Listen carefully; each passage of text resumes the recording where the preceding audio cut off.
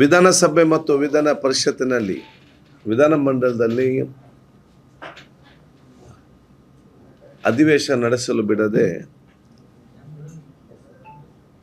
ಪ್ರತಿಪಕ್ಷ ಇವತ್ತು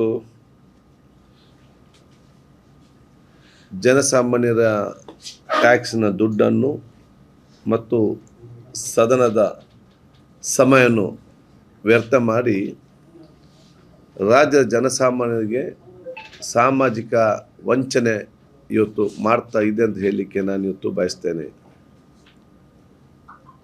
ವಿಧಾನಸಭೆ ಅಧಿವೇಶನ ಮತ್ತು ವಿಧಾನ ಸಭಾಂಗಣ ಅದು ಜನರ ಸಮಸ್ಯೆಯನ್ನು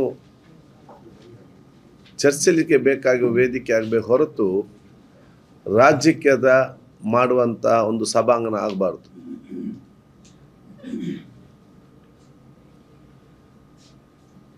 ಇದೊಂದು ಮಹತ್ವವಾದ ಒಂದು ಅಧಿವೇಶನ ಅಂತ ನಾವು ಯಾವಾಗಲೂ ಕೂಡ ಹೇಳ್ತಾ ಇರ್ತೇವೆ.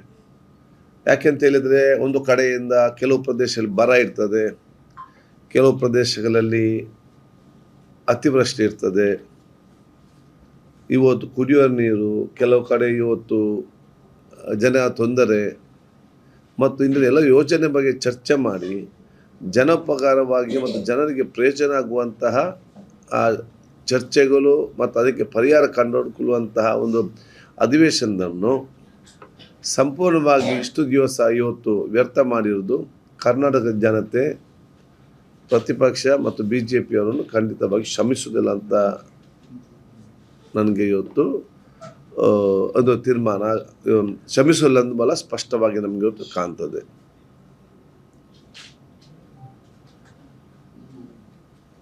ರಾಜ್ಯಕ್ಕೆ ಮಾಡಲಿ, ಅದು ರಾಜಕಾರಣ ಆಗಬೇಕು ಹೊರತು ಇಲ್ಲಿ ರಾಜ್ಯಕ್ಕೆ ಆಗುವ ಒಂದು ವಿಚಾರ ಇವತ್ತು ಆಗಬಾರ್ದು. ಕೇವಲ ಅಧಿವೇಶನ ಅಡ್ಡಿಪಡಿಸಬೇಕೆಂಬಲೇ ಉದ್ದೇಶದಿಂದ ಅಧಿವೇಶನ ನಡೆಸಲೇಬಾರ್ದು. 1 ಪಾಯಿಂಟ್ ಪ್ರೋಗ್ರಾಮ್ ಇಂಟೆನ್ಷನ್ ಅಷ್ಟು. ಅದಕ್ಕಾಗಿ ಯಾವುದೇ ಒಂದು ಪ್ರಬಲವಾದ ಕಾರಣವಿಲ್ಲದೆ, ಯಾವುದೇ ಒಂದು ಸ್ಪಷ್ಟವಾದ ಒಂದು ಅವರ ಚಿತ್ರಣ ಕೂಡ ಇಲ್ಲದೆ, ಅದಕ್ಕೆ ಚರ್ಚೆ ಮಾಡಲಿಕ್ಕೆ ಒಂದು ನೋಟಿಸ್ ಕೂಡ ಕೊಡದೆ ಬರೀ ಬಂದು ಗದ್ದಲ ಮಾಡಿ ಅಧಿವೇಶನ ಇವತ್ತು ನಡೆಸಲಿಕ್ಕೆ ಬಿಡದಿರುವುದ ಹಿಂದೆ ಅವರ ಇಡನ್ ಎಜೆಂಡಾ ಅಂತೇಳಿ ಬಹಳ ಸ್ಪಷ್ಟವಾಗಿ ನಮ್ಗೆ ಕಾಣಲಿಕ್ಕೆ ಸಿಗ್ತದೆ. ಇದರ ಬಗ್ಗೆ ನೈಜವಾದ ಅವ್ರಿಗೆ ಏನಾದರೂ ಆ ಒಂದು ಕಳಕಳಿದ್ರೆ ಅದರ ಬಗ್ಗೆ ನೋಟಿಸ್ ಕೊಟ್ಟು ಚರ್ಚೆಗೆ ತಕ್ಕೊಂಡು ಯಾಕೆ ನಾವು ಕೊಡಬಾರ್ದಿತ್ತು, ಯಾಕೆ ನಾವು ಅಲ್ಲಿ ಮಂತ್ರಿ ಕೊಟ್ಟದ್ದು ಸರಿಯಲ್ಲ ಅಂತೇಳಿ ಅವ್ರಿಗೆ ಹೇಳುವಂತೆಲ್ಲ ಅವಕಾಶಗಳಿತ್ತು. ಜನರು ಕೂಡ ಅದನ್ನು ಕೇಳ್ತಾ ಇದ್ರು.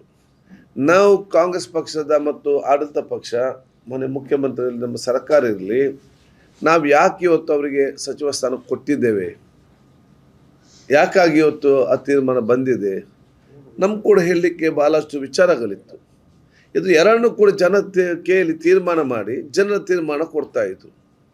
ಇದು ನೋಟಿಸ್ ಕೊಟ್ಟು ಇವರು ಚರ್ಚೆ ಮಾಡೋದು ಇಲ್ಲ, ನಮ್ಮನ್ನು ಯಾಕೆ ಕೊಟ್ಟಿದ್ದೇವೆ ಅಂತ ಹೇಳಲಿಕ್ಕೆ ಬಿಡುವುದು ಕೂಡ ಇಲ್ಲ. ಹಾಗಿದ್ದರೆ ನಿಜವಾದ ಅರ್ಥ ಅಂತ ಹೇಳಿದ್ರೆ ಇವರಿಗೆ ಈ ಒಂದು ವಿಷಯದಲ್ಲಿ ರಾಜ್ಯಕ್ಕೆ ಮಾಡಬೇಕೆಂದು ಹೊರತು ಇದರ ನೈಜವಾದ ಚಿತ್ರ ಜನಕ್ಕೆ ತಿಳಿಬೇಕು ಮತ್ತು ಇದರ ಒಂದು ಪರಿಹಾರ ಕಾಣಬೇಕೆಂಬ ಯಾವ ಉದ್ದೇಶ ಕೂಡ ಇಲ್ಲ.